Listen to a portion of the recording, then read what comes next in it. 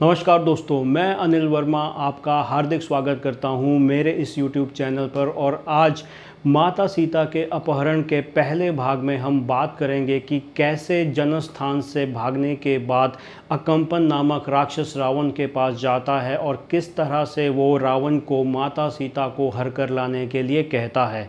तो आइए शुरू करते हैं हमारी आज की ये वीडियो। जनस्थान में खरदूषण एवं 14,000 राक्षसों का संहार करने के पश्चात वहां रहने वाले साधु संत भगवान श्री राम को आशीष देते हैं और देवता उनके बल की प्रशंसा करते हैं। वहीं दूसरी ओर अकंपन नामक एक राक्षस जो बड़ी ही मुश्किल से अपनी जान बचाकर रावण के पास लंका जाता है और उसे बताता है कि किस तरह से जनस्थान में वास करने वाले खरदूषण त्रिशरा समेत 14,000 राक्षसों का संहार हो चुका है और जनस्थान राक्षस विहीन हो चुका है। ये सुनकर रावण अति क्रोधित हो जाता है और अकंपन की ओर देखते हुए कहता है कि ऐसा दुस्साहस कौन कर सकता है, क्या उसे अपने प्राणों की भी चिंता नहीं है।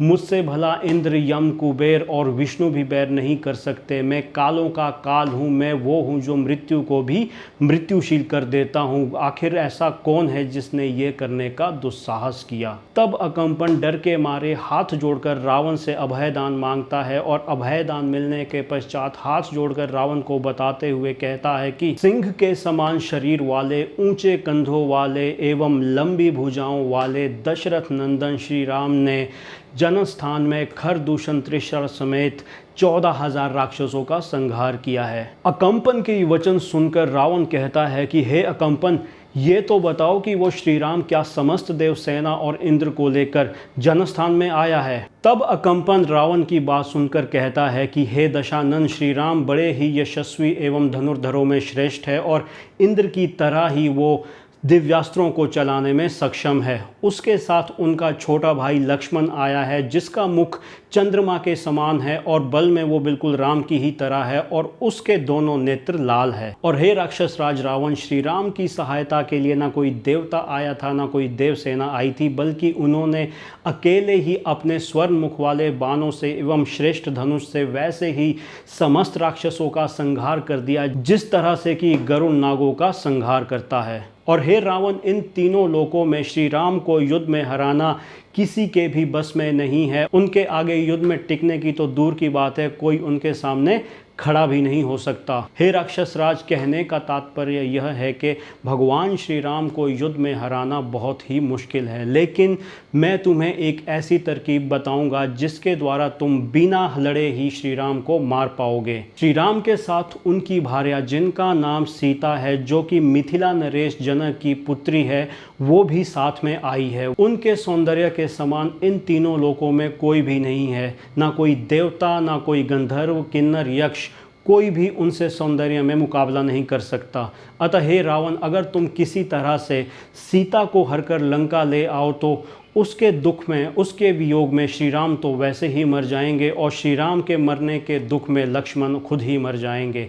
तो इस तरह तुम बिना युद्ध किए ही अपने शत्रुओं को मार डालोगे। अकंपन की ये बातें सुनकर रावण खुश हो जाता है और कहता है कि हे अकंपन, मैं कल सुबह होते ही अपने दिव्य रथ को लेकर जनस्थान की ओर प्रस्थान करूंगा और सीता को हरकर अपने महल ले आऊंगा। और फिर सुबह होते ही रावण अपना एक दिव्य चमकीला रथ, जो कि खच्चर से जूता हुआ था और जो आकाश मार्ग से जाने में सक्षम था, उसे लेकर आकाश मार्ग से होते हुए ताड़का पुत्र मारीच के आश्रम में जाता है। अपने आश्रम में रावण को आता हुआ देख मारीच हाथ जोड़कर उसके समक्ष जाता है। उसका आतिथ्य सत्कार करके एक उत्तम आसन पर बिठाते हुए उससे वहां आने का कारण पूछता है।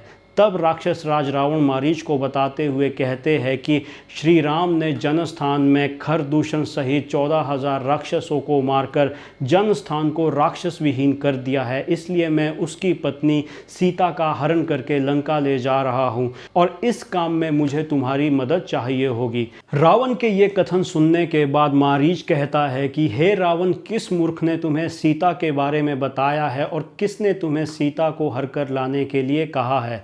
मुझे लगता है कि तुमने अपने मंत्रियों एवं सलाहकारों से इस कार्य को करने से पहले मशवरा नहीं किया है। तुम नहीं जानते कि श्री राम कौन है। उनके क्रोध के आगे इस तीनों लोकों में कोई भी खड़ा नहीं हो सकता है। रावण, उनसे युद्ध करना तो दूर है, तुम उनके सामने खड़े होने के भी लायक नहीं हो। निश्चित ही वो राक्षसों का हितैषी नहीं है जिसने तुम्हें इस तरह की सलाह दी है। हे राक्षस राज रावण, श्री राम एक सद्मार्ग पर चलने वाले क्षत्रिय है जो कि अपने पिता के वचन का सम्मान रखने के लिए अपनी भार्या एवं भाई समेत इस जंगल में 14 वर्ष का वनवास भोगने आए हैं। और हे दशानन, तुम क्यों उनकी पत्नी को हरना चाहते हो? तुम अपनी धर्म पत्नियों के साथ सुखपूर्वक वास करो और श्री राम के साथ शत्रुता का ख्याल अपने दिल से निकाल दो, अन्यथा समस्त राक्षस जाति का विनाश निश्चित ही समझो।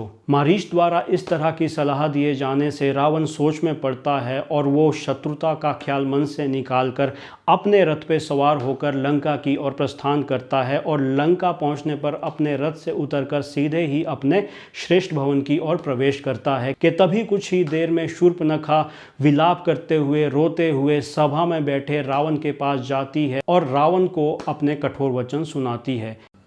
तो ये थी हमारी आज की ये वीडियो। आशा करता हूँ कि आपको ये वीडियो ज़रूर पसंद आई होगी। जल्दी ही मिलते हैं एक ऐसी ही वीडियो के साथ, तब तक के लिए धन्यवाद।